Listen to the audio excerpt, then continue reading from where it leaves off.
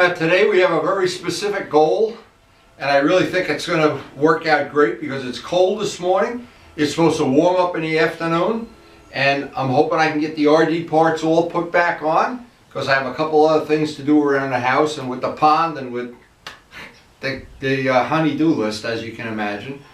But just knowing that our 650 project is ready for a test ride and being able possibly today to get the next phase done on the RD project, it looks like it's going to be a real good day.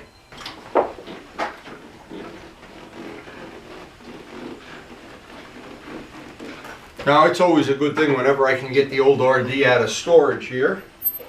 I'm hoping I can finish this today. I want to get it right in the right spot that I want to work on it. We have all the parts buffed out for this phase of the modification I wanted to make before the summer. One other thing I might want to do, haven't decided whether I want to do it yet, but get these instruments back on, and I hope it warms up this afternoon. It's still pretty chilly in the morning. Well, we got all these wires to deal with today. I want to bring out a hairdryer, warm them up. I want to make sure every one of the cables gets an extra drop of oil going down in there. All our bulbs are okay. If we need to replace any bulbs, it would seem that this would be a good day to get this whole area of the bike upgraded. I have the parts in order from the day before. I've got to go down to the shop. Well, first thing, forget all that stuff. I got to have some coffee. Now, what happens over the winter time, we've moved the bikes around several different ways, and we've tried to play musical chairs like a Rubik's Cube, but you know what? There just isn't a lot of room in this garage, so I always have to think the thing through before I move the bikes in for their work. So the first thing while I'm waiting here, I'll get a little bit of 3-in-1 oil just to go down into the cables while I'm inside having my coffee. That can be working its way down. Well, it's not going to be long now. We're going to have wisteria. Oh, look at the nice blue sky. Actually, it's supposed to warm up in the 50s today, so I want to get that RD done. Now let's get this day started on the right foot. You know, those birds love me in the morning. This is so entertaining while you're having your coffee to have these guys keeping you company. There's a lot of them out there today. And it is their nesting season. So yesterday we got the end of the polishing and the buffing done. All the parts are ready to reinstall. And I'm just hoping the day's going to turn out as good as it looks like it is right now. It is, after the winter we've had with crazy rain and everything, it's really nice to see some sunshine and blue skies out there. So step one is going to be pretty simple. We've got to figure out how to get those wires through the headlight.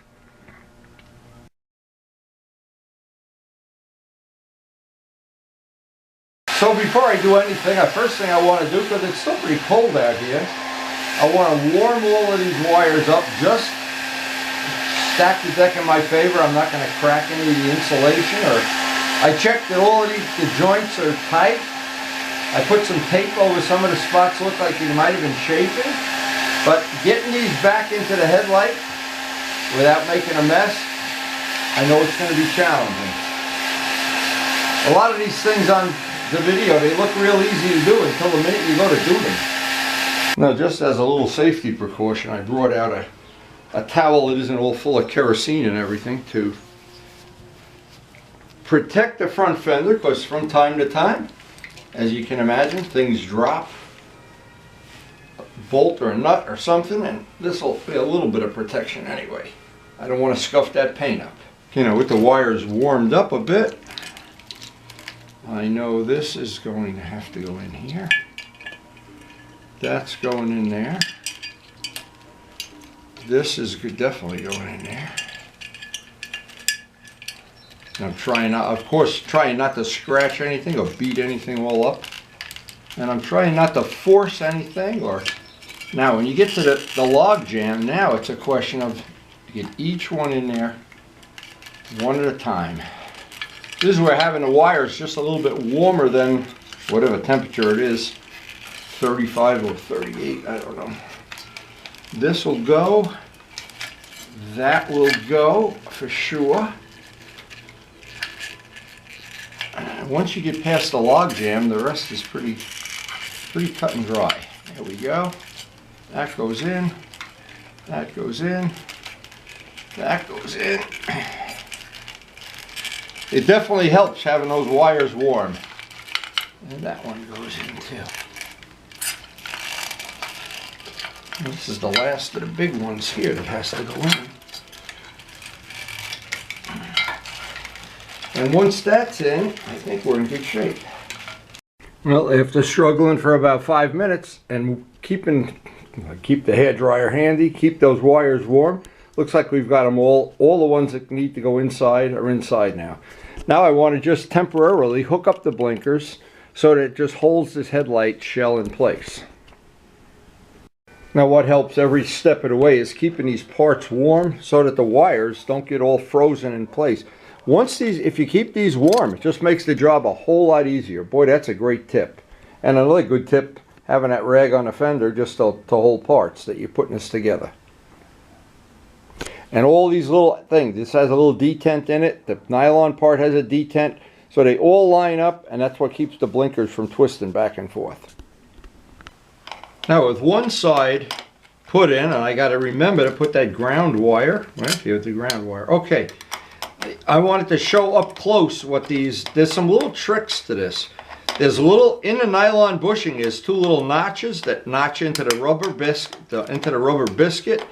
And what that does, it just keeps the blinkers from twisting. It lets them be rubber mounted, but doesn't let them rotate. So it's kind of a nice way to do it, but if you get it backwards, or if you forget what sequence they went in, of course, that's why it's always good to take pictures or shoot video or just be smart. That would be a good choice. Now, I want to make sure the blinkers are straight up and down. I don't want to make this super tight yet. I still have to hook up the other side. But I want to show what I'm saying about these little detents in the parts.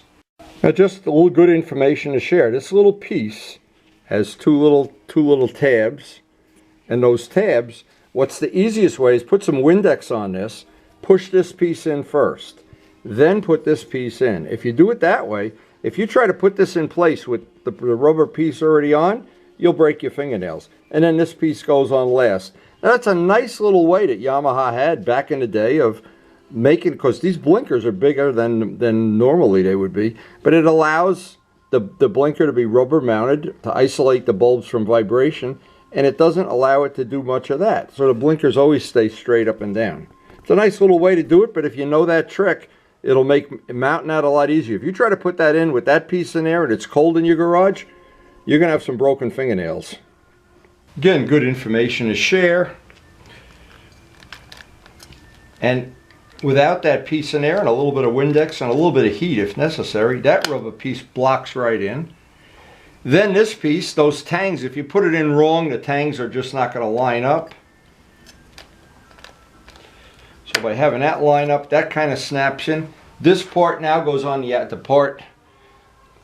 outside. That gives it a little rubber cushioning from there. Get these wires up out of the way, and now we're ready to snap that in. And next thing is to install a blinker. Now just tightening these up, and I'm only going to make them just a little bit tighter than by hand. I don't want to sock them down all the way until I've checked out all the wiring and make sure everything is okay, because otherwise I may have to just take it apart anyway. And just a little bit more than hand tight is fine for now.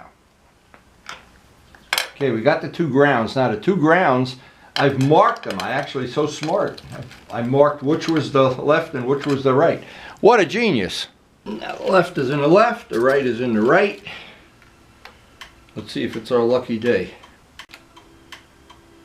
Wow, our lucky day. And I never underestimate how important the blinkers are when somebody's passing you on the left at 100 miles an hour and can't see the blinkers. So let's see also that we're not missing the boat here on anything. We got the blinkers working, neutral lights working, high beam. Okay, the lights on that side are on. We got one in that instrument, the high beam light. Wait, you got to check everything before I bolt this back together. High beam light. Okay, we got a high beam light, high beam on, high beam off. Blinker's working. Lights on, lights off. I think we're good to go. Now it's very cute. The instrument holders, the cups, have these. They're self. You don't have to hold the screw from the other side. So a nice little feature when you're doing this. Except you need to have really tiny hands to get the inside screws in, which I don't have. Those nice little tiny hands. Now these we can tighten up for good. These are not going anywhere. The instruments inside are rubber mounted and little rubber grommets, so it's a very nice way to, everything is isolated with rubber on an RD. We can tighten this up now. And it really is convenient that you don't have to hold those. They have the little ridges so that those bolts lock into place. Now the instrument goes in and it's rubber mounted. There's little rubber grommets. Okay, one instrument's in. Everything's working on that. Now, it's probably a good time to take a coffee break. It's always a good time to take a coffee break. We're more than halfway done with this, and it's warming up a little bit out here, so it's making it a little bit better. I had to take the quartz heater out this morning. It just was too cold early in the morning, but it's nice now. This will make the second half of the job go a lot quicker. So far, so good. It's just a lot of little baby screws you got to get your finger in. So after a nice break, I hear the landscapers are already out. Spring is in the air. Then we got to get back to work. Now the other side is pretty much the same. I just have to make sure that I put the high beam light in the socket for the high beam. And the screws are self-contained, of course. And let's see, yeah, but just got to make sure that's the high beam. Okay, that is the high beam. We don't know. I've been checking this every step of the way because, as everybody knows, I hate electricity. I would much rather do plumbing work than electricity. You don't need that on. And we know this is only the high beam. Okay, so we can tighten this down. And what I've been doing is tightening everything, but not giving it the final tight in case I have to take something apart. I found that I forgot to put a wire in or something. So far, everything's matched up pretty well. Now, I found one good trick on the other side, which I'll use on here, is that there's a rubber gasket goes around here, and it always wants to catch on the edge of this. If you just put a little bit of Windex on it, makes it go in a little bit easier. And the fact I've been keeping these wires nice and warm, I'm trying not to do any damage. Remember, this stuff is 43 years old. It's like me, it's delicate. Now, the wire's all hooked up. I checked that I have the high beam light correct. If this doesn't go in easily, let me see, we have to move the master cylinder. No, not really. Okay. And if this does not slide in real conveniently, I go get the Windex. Now, it's these little rubber bushings that I found when I did the other instrument. I found this to be really hard to get my little fingers. If you had little fingers, or if you have a friend that has little tiny hands, my fingers are just too fat to get in there. And this one looks like it's going to go, but boy, would it be an advantage to have little tiny, I call them octopus fingers. The next thing is to get the speedometer cable. Where is the carrot? Boy, if you only had bigger fingers, wow, would it be handy. Be so nice. All right, it's got to go back under there. And there's a little clip under here. Ah, there we go. And here it comes. Sometimes, to be honest, I get really annoyed that I don't have little smaller hands. I guess the people that design these motorcycles, they just have tiny hands, is all there is to it. I can't even get it that way. I've got to push it up. Get that up there. And now reach in and get that. It looks so easy when it's all done. When it's all done, you look at it and go, wow, that was a piece of cake. All right, here we go. Well, we'll be coming up on having this job done here. Okay, we're coming up down the home stretch here, I guess. Let's see if this... Getting this piece on can be really frustrating too. Let's see if we got lights on, lights off. Never can remember. I get high beam, low beam. I guess it's safe to put everything back together now. Now, I've preheated these wires so they're nice and soft. That doesn't mean this is going to go in exactly as planned, that's for sure. This can be a little bit tricky, and I don't want to force anything, so I'm just being real cautious about it. I've got to get that up further high.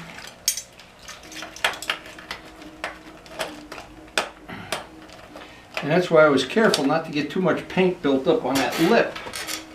I didn't want to have that be an additional problem to what we already have. And with that socked up, ready to put the mirrors on.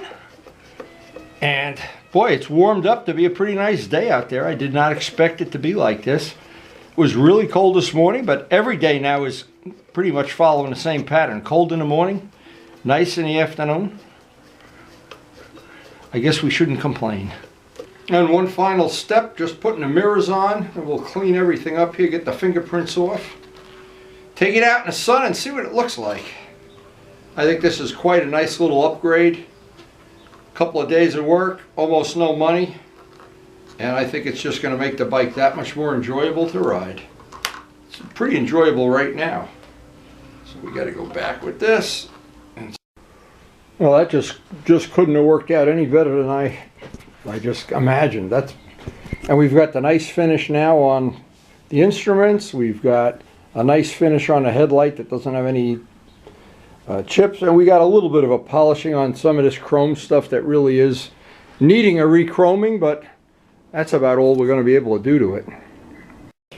And I like to think when I'm 43 years old, yeah, maybe I'll be in this good shape. Maybe somebody will take good care of me. I'll have historic plates, and there's nothing better than having a set of those historic plates.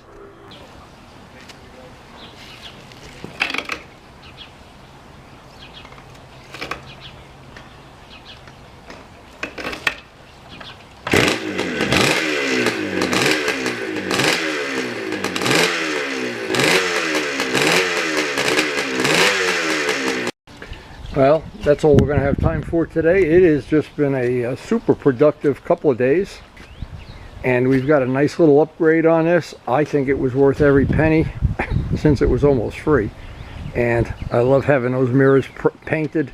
That was overdue for a long time, and I have some other thoughts of things I want to do, but time is of the essence right now, and I don't know what is going to be available. And I don't know how our family's going to reorganize around all these illnesses that we've had. Everybody in my family's been ill and gotten better, and some of us have even gotten ill twice. So we go to war with the army we have, go to the army with the war we have. Anyway, hope you did enjoy the video, and thanks for watching.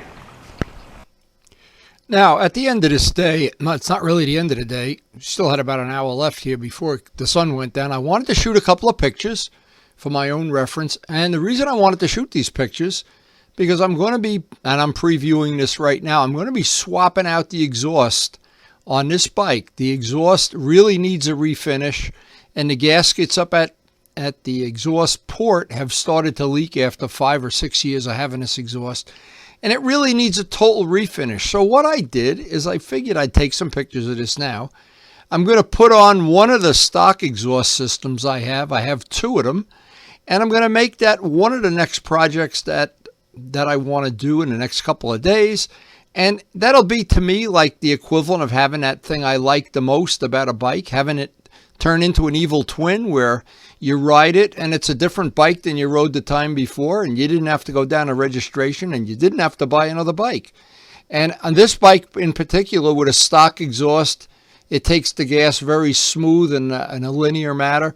with any of the tuned pipes, it comes on very harsh at about 7,000 RPM, 6,000, 7,000. So to me, it'll be the equivalent of having a new bike, an Evil Twin. And basically now every one of my bikes has been an Evil Twin, and I've changed it out both ways. I've changed it from being a bike with a stock exhaust to a custom exhaust, and I like it'll give me a whole summer of riding while I have time to decide what I'm going to do with that tuned exhaust. I was hoping I could find some way of ceramic coating it or plating it or something, because the paint on it is really in rough shape, and it bothers me to ride around like that. And I don't want to lay the bike up because we're coming up very quickly on the season where we want to ride every day. So I have the parts. I have 2 exhaust systems. I'm going to preview it. And at the end of this, I'm going to show a couple of pictures that when we put these pipes on the bike, and now we're going to just put them on a hiatus. So today I got done with the daily video. I did some photos. Karen was relaxing out by the pond, and I decided I'd go out and get my RD bucket with all my RD parts. And I wanted to see, now I have several exhaust systems for this bike. I have a set of, I guess they're DG pipes, I don't even know. And anyway, but because of Evil Twins, and I thought I'd do a little preview on this video, because of Evil Twins, what I'm going to try to do is basically what I do with the Suzuki from time to time. I change the bodywork, or I change the wheels, or I change the stenciling, or in some cases I just redo the whole bike. Well, what I want to do with the RD, and I just thought it's just a fun thing to do. It's really a one-day project, maybe 2 days. But I want to take the best. I have 2 exhaust systems. I don't know which are going to fit, which don't fit, because I got them from 2 different sources. But I thought I could accomplish 2 things here. If I can switch the exhaust, take the tune pipes off, because they really seriously need to be refinished. And I wanted to put the center stand on the bike, just for my convenience of having a center stand. Because the reason I always take the center stand off is because it would drag in hard cornering and stuff. Well, with the new shocks and the new fork springs that are in the bike now, the bike sits up higher. It doesn't really drag. Maybe it will drag with that. I don't know. We're going to find out. But this is going to be the next couple days project. Now, what's interesting about this, some of these parts are from a 350, some are from a 400. I got to decide which is which. And then I got to get down by the polishing wheel, clean up the best 2 of the mufflers. And I know in this bucket of parts I have extra brake discs, and look at that, more blinkers, just what I need. More mirrors, more blinkers, seat covers. I never throw any of this stuff away. Someday it'll be worth something. But to me, it's priceless. So anyway, I thought I'd give everybody a little sneak preview of what's going to be. I guess starting tomorrow or the next day, we're going to start replacing the exhaust system on the bike, unless something changes. And that'll be our next Evil Twin project. And I always enjoy working on the RD. Anyway, again, even though this video went on and on and on, hope you did enjoy it, and thanks for watching. So this is a set of pictures from 2014. I'm looking at the date code on them, and here's the bike, and we had it set up differently. Of course, it was an Evil Twin even in the beginning. And so these pipes that I'm taking off the bike are 6 years old. This is the day I bought them, in 2014. Now, it's a funny little story about how I got the pipes. I believe it was Malcolm in Florida that called me up and said he found them either on eBay or somewhere at, I think they were under $200 if I remember right. And I said, yeah, let me try them. That's cheap enough, because usually they'd be $400 or $500. And I looked at them, and when they came out of the box, they were nice. Look at how nice they are. Only one thing they don't tell you, the finish on these pipes in a matter of a week. You ride through one mud puddle or have any little oil leak, and they just turn into the ugliest things in the world. And I had taken them off the bike several times and painted them with several different kinds of paint, high heat paint, 1200 degree paint, everything. It didn't matter at all. They just take a beating. So And when you get them for under $200, I guess you can't complain. So this was a time I was using the lift more than I use it now. I used it to do the swap over. And I think it was Luciano went with me to pick this up. We didn't realize it was as heavy as it was.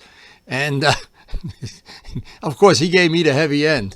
But anyway, this is a funny story. And if you look at these pictures, and it's why I love having all these old pictures like this. It reminds me how many different things I did to this bike. This is truly the most evil twin of evil twins. It's been repainted. It's been polished. It's had 2 different sets of heads on it. I have 6 extra cylinders for this bike. I have 3 exhaust systems. I have just combinations. I have a bucket of mirrors and blinkers and parts. Now, I do want to put, I'm looking under here, I do want to put the center stand back on just for convenience, because this is a bike that, yeah, we're not going to do track days with this bike anyway, so I may as well make it as convenient as possible. I really never use a center stand on, you wouldn't put a center stand on an R1 or something, but on this bike, totally appropriate. Now, looking back at this, and I do remember this, these pipes, when I took them off the bike, I did something that I got to see if it's going to work. I took wheel bearing grease and coated them with wheel bearing grease. Of course, I was going to put them in storage 4 or 5 years. Well, it turns out they were 6 years. And they actually don't look bad from 3 feet away, but there's no realistic supplier I know that'll re-chrome these pipes and these headers and everything. So sometimes you just got to bite the bullet.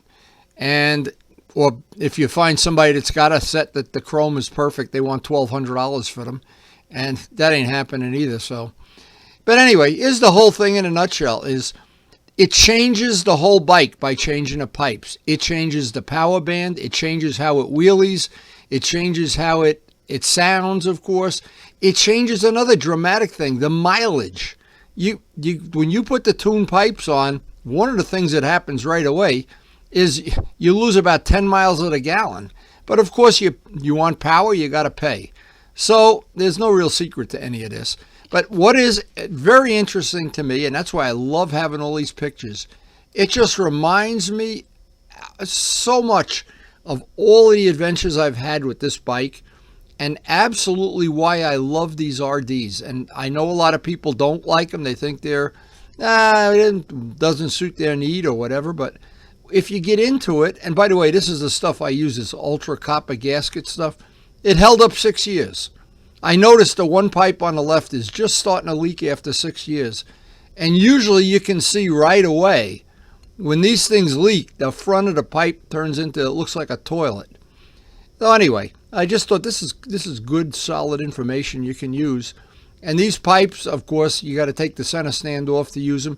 Also, another thing this just reminded me of, I'm going to have to find a kickstand for this bike. A side stand, because I cut a piece of the side stand off because it was hitting the pipe. So I'll see if I can find one on eBay, or if anybody out there has a kickstand for an RD400 or 400 and they are the same, even on eBay, I'll be very happy to get it. Or maybe Ray in Florida, Malcolm has a bunch of parts for these bikes. Maybe Malcolm has an extra side stand. I definitely could use it. I would appreciate that very much. Anyway, Malcolm's been real helpful, and I think it was Malcolm that originally found these pipes at such a good price. Again, the hardest thing of all with these pipes is to get them that they're not dripping oil out the front. And that red gasket sealer, it did seal it up pretty good. I was impressed. For many years now, it's 6 years. And it's never really been an issue. But when I pull those pipes off the bike tomorrow or the next day, and you can look at them up close and personal, you'll see how to finish. I've never seen anybody that's been able to paint these pipes that it holds up.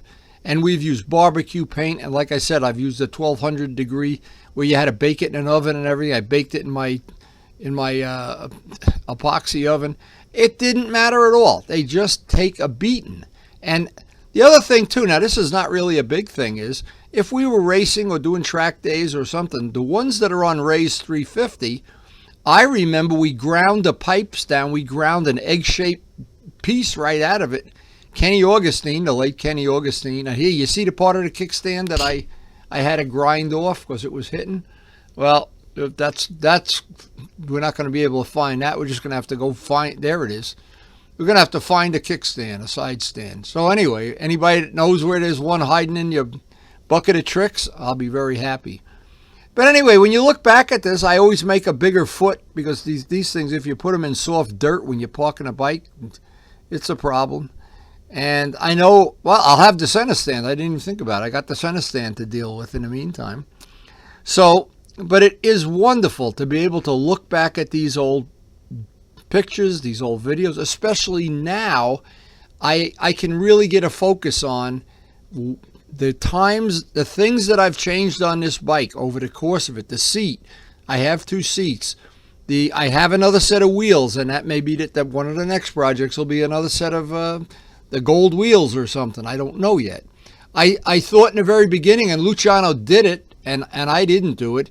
He converted the bike over to spoke wheels, and I thought, wow, well, if I ever found a way of conveniently getting a set of spoke wheels or redoing it, but the point is with this is I don't want to have a bike that's so expensive, I've got so much money tied up in it, that I'm not going to enjoy riding it. And the beauty of these bikes, the things that makes them that you go through the gears mercilessly over and over, is that you don't have a lot of money tied up in a bike. And see how that stand has to kind of slick back there?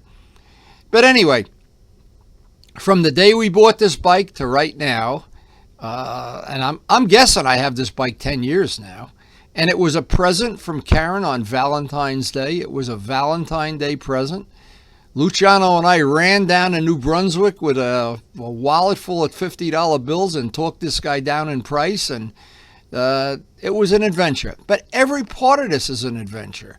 And that's what, I don't know what's attractive to me about it. And I don't know other people how they feel about it. Other people like 750 Hondas, or they have some other bike. They like Moto Guzzi's, or they like Ducatis or whatever. But there's something about these bikes, and I know what it is. I was at the point in my life where I lived and died and ate motorcycles. And at that point in my life, everybody I knew had a 2-stroke. They had an H1, they had an RD. And every time you'd come to a traffic light, you'd go around the cars, go around, line up in front of the cars, wait for the light to change. And it was a drag race. It was going through the gears, and then, these things top out at about 100 miles an hour. And you'd be laying on a gas tank, and it was just unbelievable. So anyway, these pictures, I hope you didn't mind sharing them. They are part of the history of this bike. And every single time that I look at these old pictures, it reminds me. 2014, it seems like when I look at these pictures, it seems like it was not that long ago, but the reality, it was 6 years ago. And, well, we got 6 years of use out of these. We're going to get more out of the pipes. And if I could find somebody to ceramic coat these reasonably, well, it'll be my lucky day. And I think today was my lucky day. And again, I hope you did enjoy sharing this video. Thanks for watching.